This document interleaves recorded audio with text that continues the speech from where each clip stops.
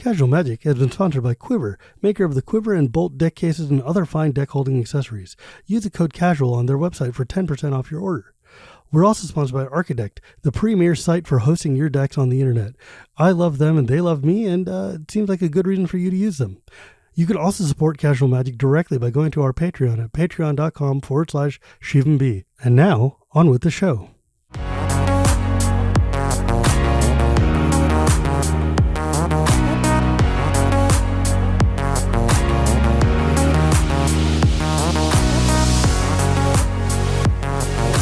Hello and welcome to Casual Magic, the show where we talk about the fun side of Magic the Gathering. My name is Shivam Bhatt, and Casual Magic is brought to you by Quiver and Architect and my patron at patreon.com/ShivamB. Today I'm here with a friend who I've run into at multiple conventions and on various streams, especially with the old, what do they call it now? The I don't know, whatever stream that Gavin, who used to be on the RC, runs now. Dear friend, Steel City Steph. You guys have, you and your husband Brad have been doing, like, it feels like you've been making the con circuit really hard this year, because I've seen you all pop up like all over the place, and it's really kind of cool. It's fun to see you. So it's so nice for you to join me today. Yeah, thanks for having me. I'm excited to be here. Yeah, because like it's interesting because we ran into each other for real at what is it, the NRG Con in Santa Clara or Sunnyvale or whatever it was. Yeah, the Laughing Dragon event, I think. Yeah, Laughing Dragon, not NRG. NRG is Midwest. Laughing Dragon is West Coast, and I don't know, East Coast is like all the real ones. Yeah. But yeah, the Laughing Dragon event, which was like the smallest Magic event I've been to in decades. That scale is like honestly so good though. I love shows that are made by local tournament organizers. Like those are my jam. It was super cool because it was like unbelievably chill and very like quiet, and we could just hang out and actually talk, which is a rarity for me at these events. Because even walking down the stairs in that hall, like when I got out of the parking lot, I was immediately recognized. I'm like, even here at home. But still, though, I wanted to have you on because I'm really interested in what it looks like as a smaller size content creator these days. But you guys have been doing so much and pushing yourselves in so many interesting directions and raising your profile that I've found it really interesting to just kind of follow and watch and see how, like, I hesitate to use the word hustle, but it really feels like y'all have been hustling a lot. Like you were in Montreal or something, right? Like, or Toronto. Oh, or no, Canada, not Montreal. Yeah. Toronto. Yeah. But it sounds way more impressive than what it is. It's like a 4.5 hour drive for us. It is not a big deal. Okay. So as Americans, our perspective is a smidge skewed. Like mind you, 4.5 hours for me in either direction, which is either up or down because I'm in the Bay Area, is going to land me in the middle of nowhere still. Like LA is like 6 hour drive away or whatever. But I know that for us over here, like so many things are 4.5 to 5 hours away. It is insane. Right. Yeah. You're in Pittsburgh, right? Yeah. Mm-hmm. As evinced by the Steel City part. And like, I guess you guys are lucky because like all the big cities and everything are just kind of clustered right there. Yeah. So it's easy for you to get to like Detroit and Indy and Toronto, I guess, and Boston, New York, whatever. Within 6 hours, it is incredible what we can get to. I don't think I've ever driven 6 hours to go to a Magic event, except like one time I went to GPLA, and that's because I was in a caravan with like Olivia and a bunch of our friends, and that's a different story because that was cool. But like I find it fascinating, and like, because this is going to sound egotistical, but I promise you it's not meant to be that way. It feels that in my personal story, I jumped from insignificant nobody creator to like very high without the intervening steps, just because I had some boosts from folks like Prof, who are like, or the RC, which is a way to kind of like going to turbo you. But so you guys stream a lot and you do a lot of like MTGO stuff and limited and other sort of like non-commander content, which I appreciate because by God, we need non-commander Magic, please. What do you trying to do? Where are you going? Or what is the goal here is what I'm curious. Yeah, that is the $1,000,000 question. I realize that sounds actually way no, meaner than I expected it to, but no, it doesn't sound mean at all. I understand what you're saying, but yeah, we literally just started doing this because we saw people cracking their Mystery Booster 2 boxes and not playing games with them, and we were like, but it's so much fun. Why would you not play games with it? You only need one buddy, I promise. And we kind of swore off the content creation thing initially. We were just like, yeah, we're just so happy to be stream guests. We're just so happy to like play Commander with some friends on the internet sometimes. Like that's really all we want to do, because it helps, it helps, like, I guess, give us some options for how we can spend our evening, rather than, like, I don't know, if the weather's crap, like not going outside, we could just like watch TV, or like what other options do we really have? And like, because we're not really video gamers. And so, so yeah, this is finding this way to play Magic with our friends on the internet was really great. But yeah, basically we started this because we felt like we needed to communicate to people that playing with your booster packs is really fun. What a and thought. then we just, yeah, it's so fun. And then we just kind of kept going with it. We didn't really have like a plan in place. We still don't really have a plan in place. It really continues to, we don't like have a stream schedule or anything like that. We literally just, like, on nights where on nights where we don't want to watch television, we're just like, okay, yeah, let's do a stream tonight. And yet we still have people that show up. It's kind of a great gig. Because the second it starts to feel like work is the second I think I'm not interested in doing it anymore. You know what I mean? As a person for whom this has now become work, yeah, I feel that very well. Yeah. It's like, people used to ask me, it's like, why don't you go play Commander anymore very much? And I'm like, dude, I think about Commander like 18 hours a day. When I go to play Magic, I would like to think about something that's not Commander. Yeah. Because, like, we should actually explain what this is and how. Well, okay, so let's actually pull back a couple steps. Where did you find Magic, or how, when? So Brad and I met in college, and I was playing Yu-Gi-Oh at the time, and I was very convinced that it was the best game ever because it was the only trading card game I really learned how to play. I had played Pokemon, or I'd collected Pokemon before, but I didn't really learn how to play the game. And then in high school, I learned how to play Yu-Gi-Oh, and I was like, okay, this is really fun. I love trading card games. I love being able to build my own deck and compete against other people. This is really fun.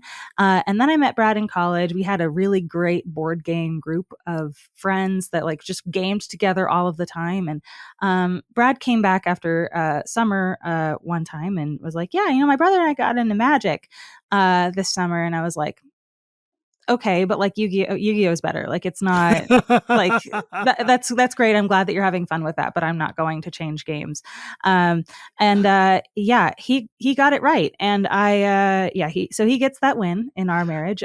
He gets that win. So he basically showed me that this game was great, and I believed When him. was this, so. Huh? When was this? Yeah, it was probably like 2011, 2012, something in there. 2012 is probably when I started playing, for sure. Yeah, like, I've tried to look into Yu-Gi-Oh because my kid got interested in for 10 seconds once.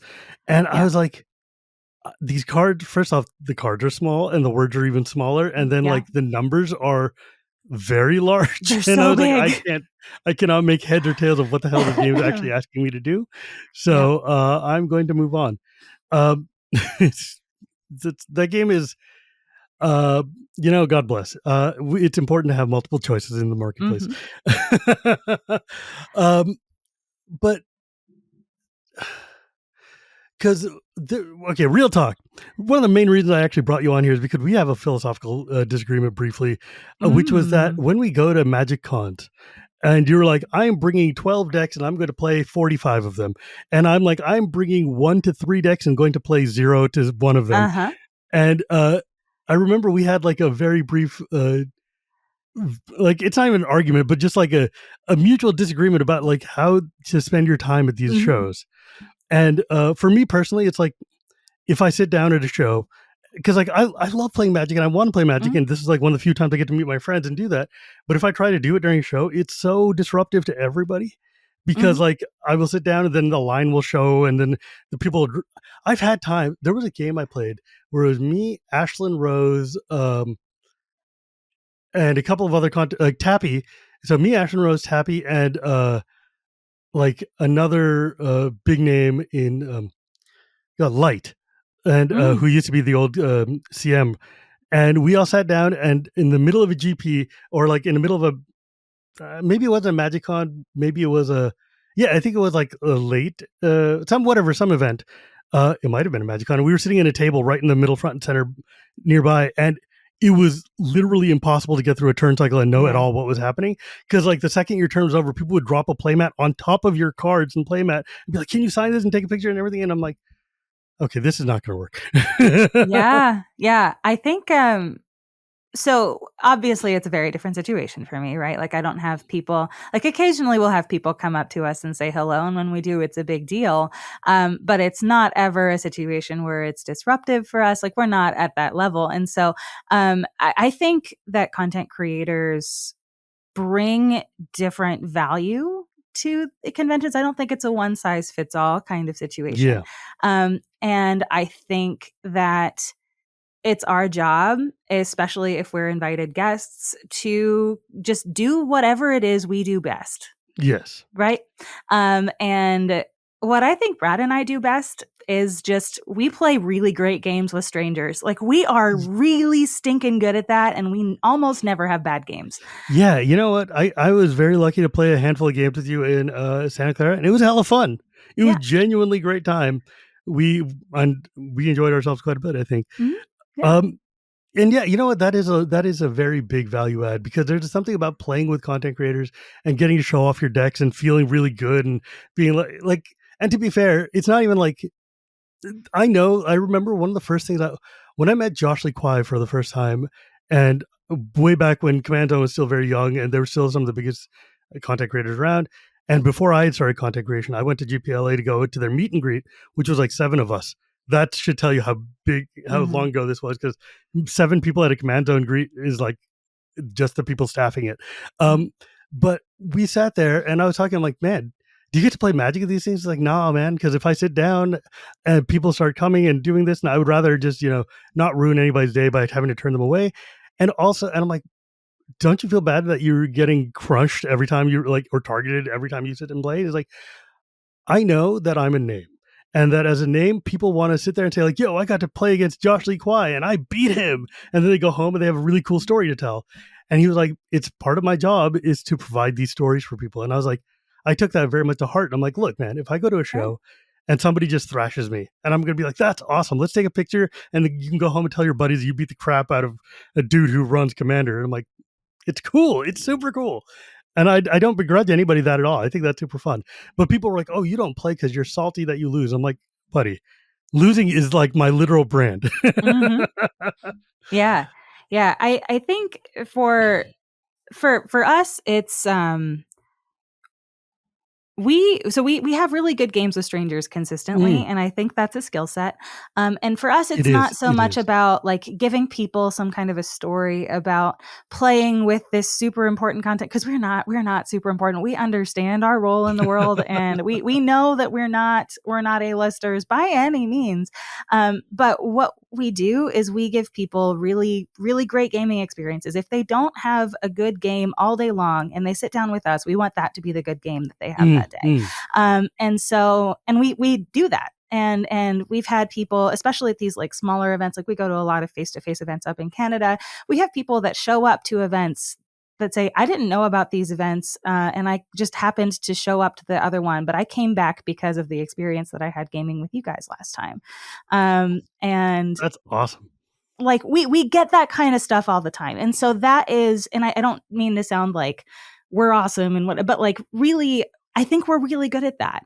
And so that's why we spend our time the way that we spend it at conventions. That, and also I'm an insufferable extrovert. I love meeting new people and making new Yes. friends. It's like my favorite thing in the whole world. And so Yes. that in conjunction with just like making people happy, giving them some free things and like, um, yeah, Yes, yes, it's the yes. coolest thing ever for me. And so yes, I am so happy to sit for 10 hours a day. Like we pack our lunch. I'm not kidding, She. When we pack our lunch so that we don't have to leave the convention center. That's so And smart.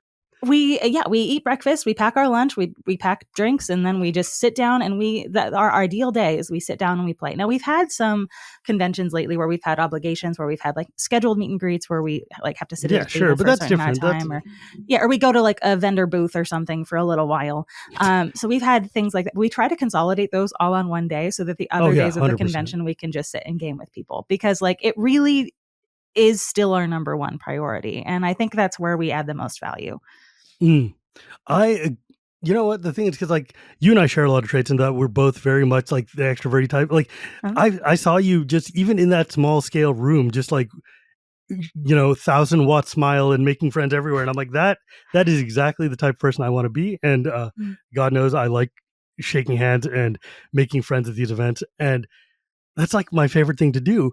But I just find that like if I'm sitting down to play a game, I get distracted so easily because I've got, ADHD and whatever. sure, And like I want to make sure that the people I'm playing with feel that they have my full attention and time and like the respect that they should get from just their sure. opponent, let alone content creator or whatever. And I find that when I'm not in like a Gavin event or something, then it feels very much like I'm being dismissive or insulting. And sometimes it gets weird when people are like, "Oh yeah," like I'm playing against a random like person, and then people are like, "Oh, can you sign this picture?" And they're like, "Hey, should I know who you are?" I'm like, "No, don't, please don't. It's okay." Um, Yeah. but but there's such a huge value. Like I think what you do and what like a lot of the other content creators who are like mid tier and stuff do when you guys, or even like weirdly the MTG Goldfish folks who go to like Magicons, go to the free play area, and then you never see them again for like the next 4 days because they've just been jamming game after game. That Mm-hmm. is so big and so important for just community to be able to come and interact with us.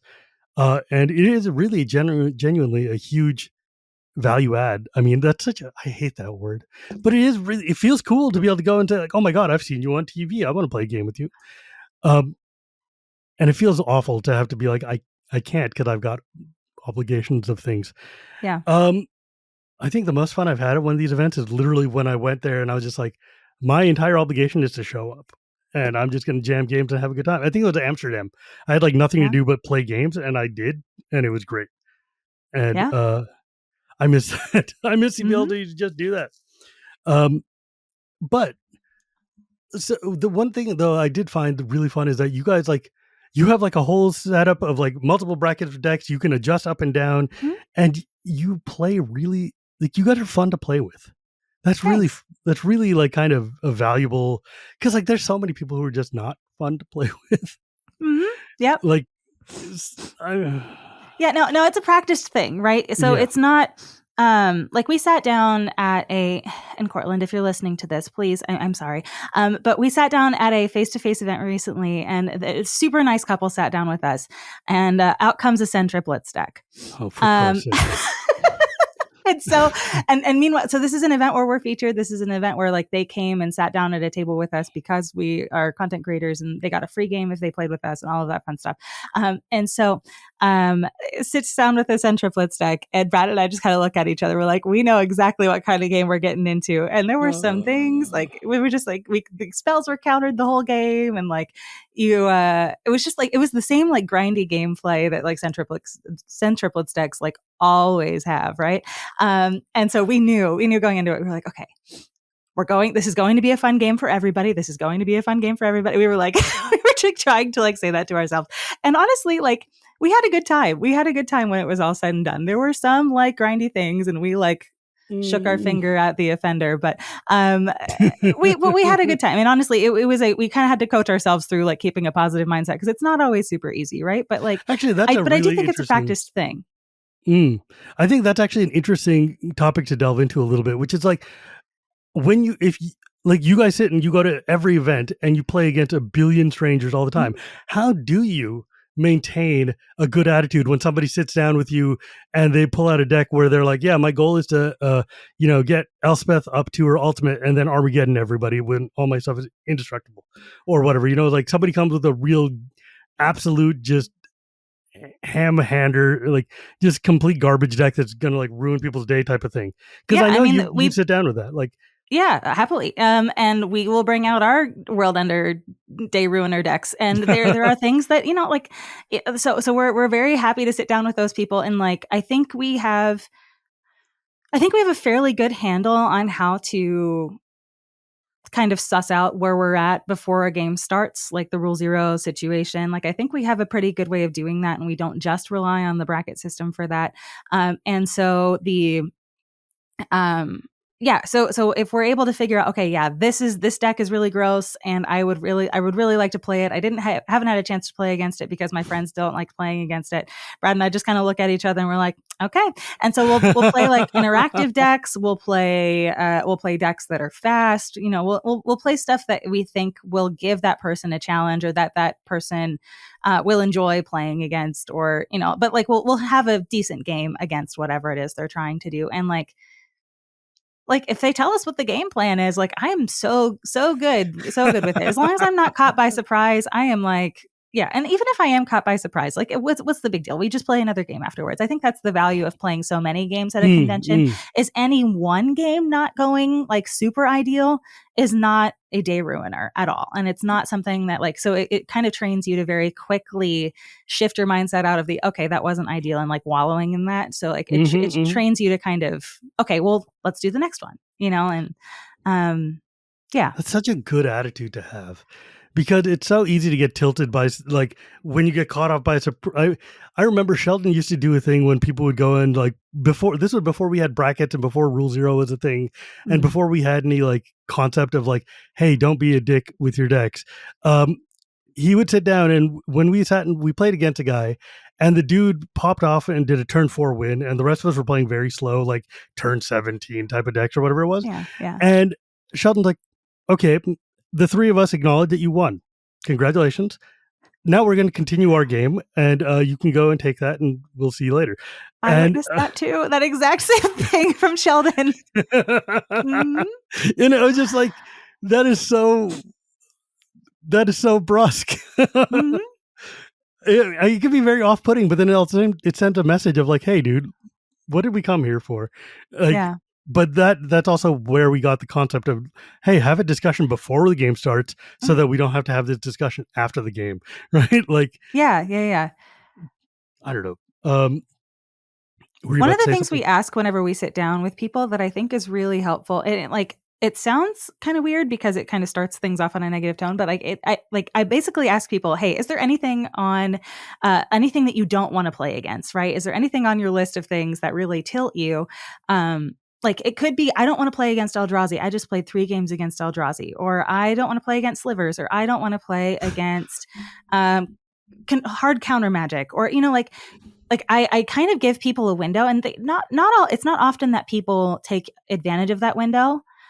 But the fact that the window exists, I think, is a big deal, because then if something happens that they don't like in the game, they're like, oh shoot, I didn't tell them about, like rather than like being upset with me, they're like, oh crap, okay, well maybe next time before the next game I can say something like that to my opponents. And so I think it helps the opponents get a little bit less salty if something happens that they don't necessarily like in a game, or if something happens that they don't necessarily like in a game. And then I think it also gives us a window to say like, okay, and we just played against this MLD crazy deck where this person was trying to win with Elspeth. Can you not do that? And like, or do you have a deck that doesn't do that? That would be great. It gives us a window to say that kind of thing too, right? So I think that's really helpful for strangers, to just like give them an opportunity to say like, can you play something different than this kind of archetype or this thing? And yeah. In as a side note, I can't believe the Wizards keeps printing Slivers and Eldrazi decks. I'm like, why would you do that, guys? This is not fun. Nobody likes it except for like the Sliver and Eldrazi person. And just like, oh, they're so mean. Anyways, that's the thing. It's like I love Sliver decks. I love Allies decks. I love all the big rolling themes, but I've never found a way to make it a fun experience for the other players. So it's like, sure. Anyways, that's my personal hang up. So what do you like? Because I think there's something interesting here about like being able to have an attitude of like being okay with whatever they're playing, having a deck for everybody, and then just like continually chain smoking games. Um, Sure. Yeah. Because I mean, it's like, because I remember I was like exhausted after a game or two at the thing, and you're like, all right, you want to go again? And I'm like, how? How do you do this? Oh man, but that was a hell of a fun game though. Yeah, it was My good. nephew And I and I think it was finally got just to go. 3 of us that were playing. Yeah, it Like, was it was just just a 3 of us. three-person game. Yeah. I like that because we could just sit and actually have a conversation Yeah, that was and great. just be like chill about it and be like, oh, we're just hanging out with friends. But how awesome was that chaos draft we got to do though? Mhm. Was like, I was sad that nobody stuck around for more than 1 round after it. well, it was like 10:00 at night. Yeah, but like I was like, I want to play more games, but there's nobody here. Yeah, I'm I like, thought I that's had an really cool hour-long tech. drive. Yeah, dude, we got to play in this. There's this guy who comes around local event who has who had like a booster pack for every set that had come out from like 2011 forwards or something It like was that. 2013 forward, Yeah, which was amazing because that's like when I started buying my first booster packs. It was like right. Return to Ravnica forward. It was like my entire history of playing Magic the Gathering in one event. And I was like, I don't care how much this costs to play. Yeah, I'm it going was to do so it. cool. Yeah. I mean, yeah, there were 16 of us playing, so it was like you're never gonna see a pack more than one time. Mhm. Maybe you'll see like the last card in the pack or something, but it was a blast. It Mhm. was such a weird, like chaos drafts are my favorite way to play. So it was just like it was so weird to try to cobble a deck together from these bizarrely disconnected sets. Mhm. I don't know. That was also just hella fun. The question is now like, oh boy. I just saw like a squirrel jump onto a sunflower in my backyard and I lost my train of thought. Oh, cute. Yeah, dude, it took a very like an 8-foot tall leap. And that was kind of, Acrobatic squirrels. We love this. you know I'm what, sitting in my man? basement, so I have no such vista to Yeah, gaze well, out my upon. backyard is like my garden in full bloom right now. So it's really pretty to look Yeah. at. But it's also just like that was, please don't break my sunflowers. Oh, yeah. That's Anyways, what I was going to ask though is like, okay, like, do you have like decks that are like ready to be just like turbo hostile decks? Like, do you bring TDH stuff or not even No. TDH, just like pub stompery stuff on the off chance somebody wants to just be like, hey, let's punch each other? No, I whenever people sit down with like and want to bring out the big guns, usually for me, like I don't have any decks that are technically 4s or whatever, like on that list of things. Like everything that I have is it's mostly 3s and then a few 2s. And so the like I don't have decks that are like CEDH adjacent or anything like that, but I do have decks that are like fairly interactive, and I find that those decks tend to scale pretty well Mm. with the tables that they're at, as long as they've got a good game plan for how to win beyond just interaction. Right. And so I think I have a couple of decks that do that pretty well. And so I'll play those and so I'll slow down the game a little bit until I can get to my game plan, which hopefully is a good one.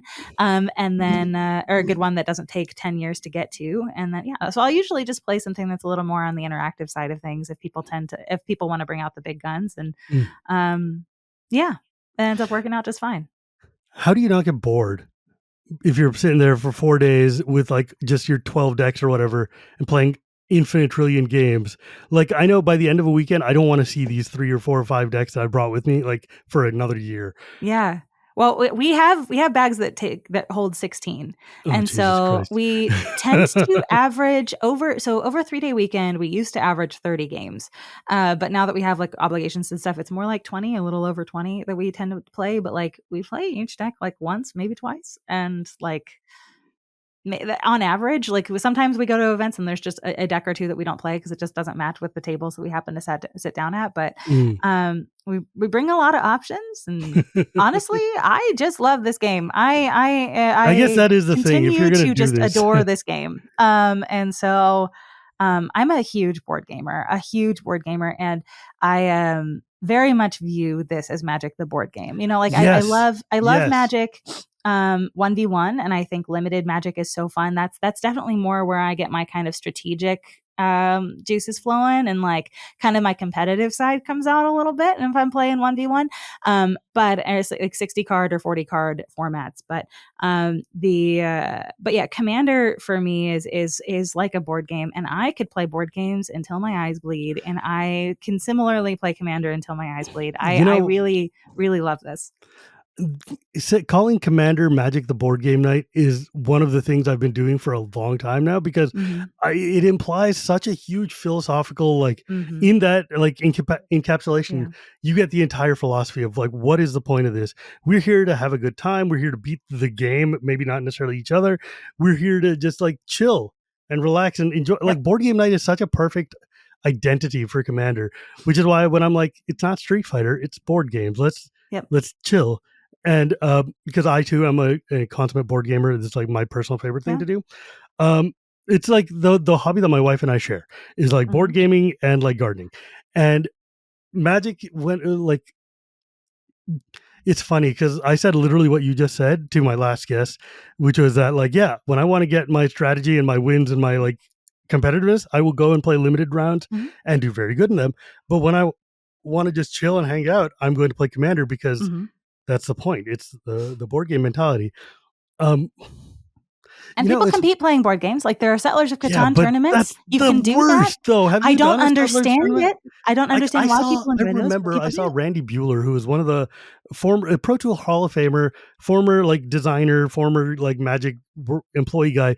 He went to like Agricola tournaments. And I'm like, I cannot imagine something more tedious than playing Agricola competitively. Like, what? Right. I am, but people love it. And similarly, people love competing, playing Commander, and like, I get it. And like, if that's how you want to scratch your competitive itch, please do that and enjoy it and have so much fun. For me, my competitive itch is scratched in other places, and that's just not like, competing and playing Settlers of Catan is not super appealing to me, right? And so in the similar way, playing Commander. It's like competing a competitive Monopoly. Like, really, what are we doing here? What are we doing? But it's a thing. It's a thing that if you want to pursue, and if you want to, like I'm super all about it. I'm fair. I mean, like, I'm very happy to let other people do what they want without me, and that's fine. Like, I don't need to be a part of it for you to have a good time. Sure. But still, though, some things I'm just like, I don't know that we need to have a competitive edge attached to this. But it's just, God, it's fun.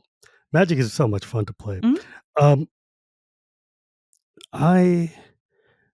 am I so, I don't know. This morning I woke up and I was just like distracted, and I haven't undistracted myself. So I'm trying very hard to be like, what are we talking about? Because I wanted to talk to you about something really, and it was really cool, and I had an idea, and it vaporized, and I'm like, oh, it's time to talk, so we're just going to talk then. This happens sometimes, folks. You do 300 of these and you will eventually find yourself spacing. So how did you get involved in doing the Gavin Stream stuff? What do they call that? What is Gavin Stream called? OG Commander now. Yeah, OG Commander. They've reassigned it. Yeah, because it was the old RC Stream. Right. And you can't very well call something the rules committee when the rules committee is no longer a thing. So Yeah. But, so yeah, basically what happened is when Sheldon was kind of the organizer of all of that, the person that kind of held things together, advertised for everything, and reached out to people to schedule people. And frankly, when he passed, there was a void there. They did their best together for a little while, but then things like got kind of chaotic around November. We know how that thing. I can't imagine what could have happened, right? And then, but even before that, like there was just there was a need there, and I basically was like, hey, I think I saw Gavin at an event. It was at a Laughing Dragon event, and I was like, listen, I'm good at this kind of thing that y'all seem to need help with. So, I'm very good at scheduling things. I'm very good at bugging people, and I have no social inhibitions whatsoever that prevent me from like basically cold calling people, like reaching out and saying, hey, I don't know you, but I would really love it if you, like I have no inhibitions about that whatsoever. That is such an insane superpower in this day and age. It really, I mean, like yeah, I think so. I think it's one of my little superpowers. But yeah, but I was like, hey, listen, I have this skill set. It seems like y'all need this. I'm super happy to help you out. And yeah, just kind of been kind of tag teaming it with Gavin and mostly Toby, or sometimes Toby, and Yeah. yeah, ever since. So yeah, it's been I good. mean, I'm glad that somebody came in because I know Gavin really like values being able to have this connection still and be able to still play Commander and hang out and do all the things. Mhm. And also, I know that they would never get off their butts to actually do this on their own. Um, I think they and would want it to happen, and yeah, I eventually think they would do something, but it's like it's much nicer to have someone who wants to. yeah, and I mean, this it's still happening because they want it to, right? It still happens because they, I think, very much consider it to be like a legacy kind of thing, and also just I think it's a big deal for Gavin right now to, and I don't want to speak for him, but to highlight the format the way that it was meant to be played, right? Yeah, And so he really values having that space. And so yeah, just getting a chance to kind of help. I mean, and like these guys are my friends, right? And yeah, I'm right. so happy to help them out and, you know, yeah, do whatever it is that they need in order to kind of keep that alive. And honestly, I mean, Sheldon was a friend of mine too, and I know how much that stream meant to him. And so Yeah, part of it is that too. Yeah. yeah. It is a Sheldon legacy to keep going, and like I don't know. I think like because you've asked me to be on there a couple of times, and Mhm. I'm just like, wow, you're just pinging me out of nowhere. Are we allowed to do that still? I mean, mind you, as a person who needs to just get podcast guests, I do that too. So Mhm. I'm used to that.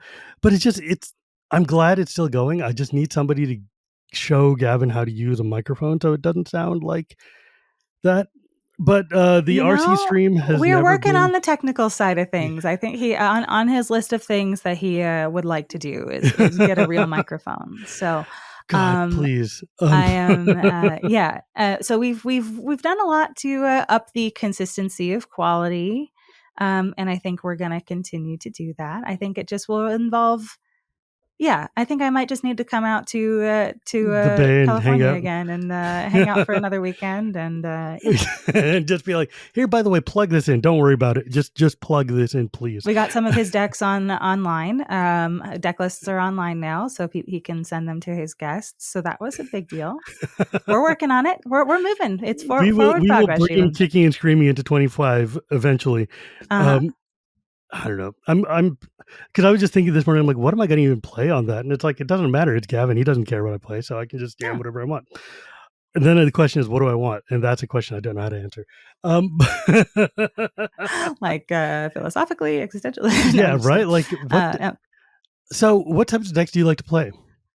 I am going to have a really boring answer to this. I try to. It's a very active effort for me to try to learn how to enjoy lots of different styles of Magic, and because I think it makes me a better opponent for those strangers that we were talking about earlier, right? Mm. I think if I can understand why what they are doing is fun, um, even if it's not what I am presently doing with my deck, I think I can be a better opponent and kind of celebrate with them when they have their wins a little bit better, right? And so that said, it's been a very active effort for me over the last like probably 6 to 7 years or so, to build decks that just do really different things and to really try to find ways that is, or to make it fun to play against, but also just to make it fun to pilot. What do you think makes Um, something fun to play against? um, yeah, that's a tough Like, what does question. that mean? I think it's kind of intangible. I think it's a vibes thing, right? It's a vibes Yeah. thing, and I think you can play you can play Thassa's Oracle in a fun way. You can. You absolutely can. I question that statement. Like, I have seen one fair Thassa's Oracle like ever in a Merfolk deck, and I was just like, okay, fine, whatever. But like, I don't know how you. I mean, What if it's in a yes, mono blue devotion deck, Shivam? What if it's crazy value in a mono blue devotion deck? like I What said, you if could. I have been attacking you with frogs and I have milled myself out because I have attacked with so many frogs and I land a Thassa's Oracle on the table? You know what I mean? Like there are ways you can make it fun. There are ways that you can do things like they're like any given card is not poison to the game. It's just a function of how it's played, in what circumstances it's played. Yeah, that's very much. I think. Yeah, I think I'm in that camp. I think there are some cards that are just actively bad for multiplayer. And I think there's some I mean, obviously my philosophy is not new and I've articulated many times before. Yeah. It's just like one of the lessons I learned from my time on the CAG is that there's some cards and ideas that are just antithetical to the notion of multiplayer games. Like if you want to have a good fun time in multiplayer and ensure everybody feels like they participated and didn't just waste their time, there's some cards that are just not going to work. And I think Thassa's is one of those cards. And I think, yeah, you can build a fair deck with the most busted broken cards of all time. I do that all the time.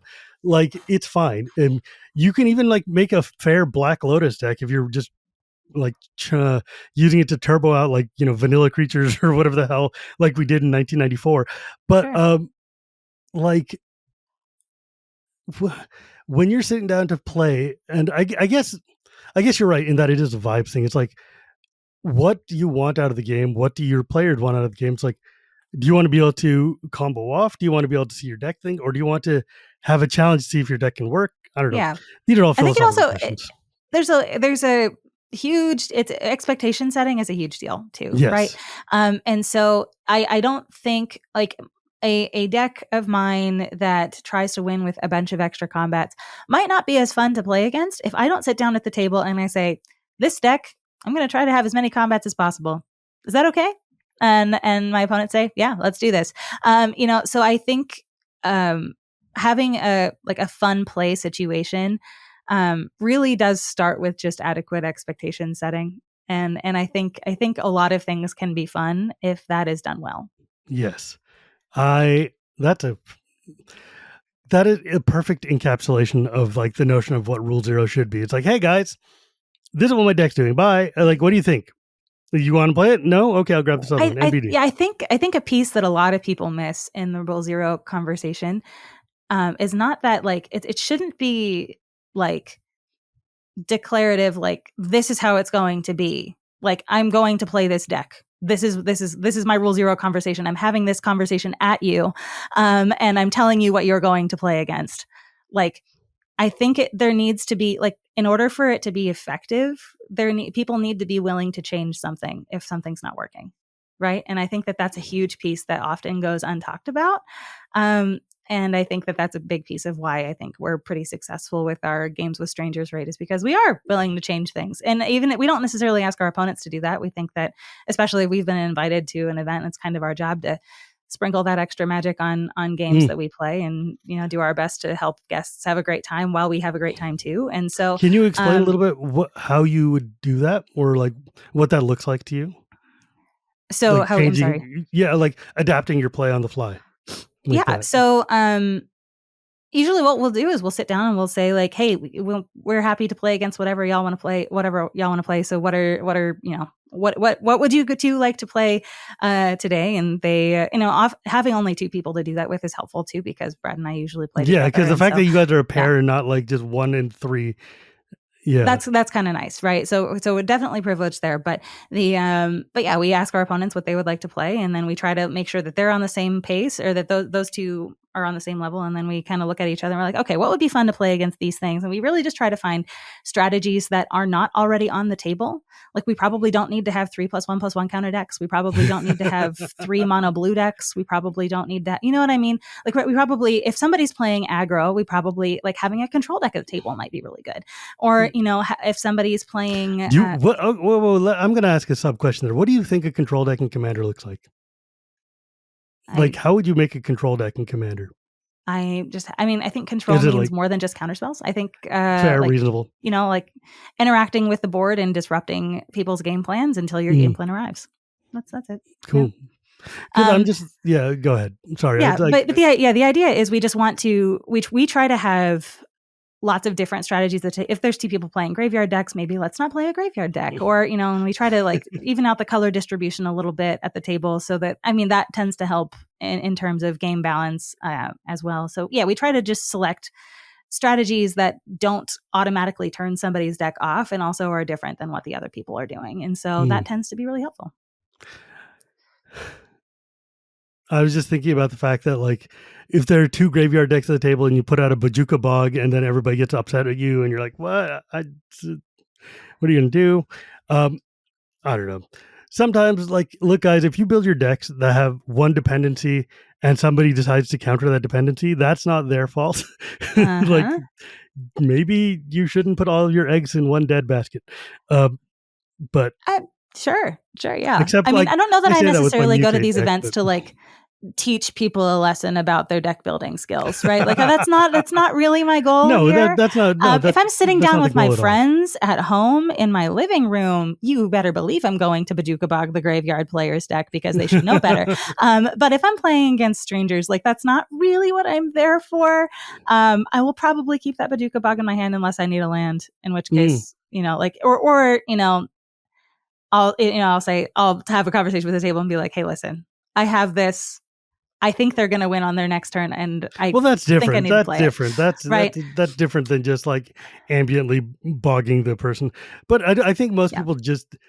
I think it's less about people having bog in their deck and more about sometimes folks who are playing a specific strategy will get really upset if there's a card that hoses their entire game. And it's Yeah. like, look, dude, we can't not, like, you got to consider that when you're building an all in deck. Like, Yeah. one of the early games when I played with my Nethray deck, I played against Gavin Dugan at my house, and he played I had like a Nethray mutate stack that was like 12 high or whatever, and Mm-hmm. he played a card that just like control magicked effectively my creature, Mm-hmm. and I was like, I had no like means of getting any of my stuff back, and it had like hexproof on it because Mm-hmm. he had like boots or whatever, and I was just like,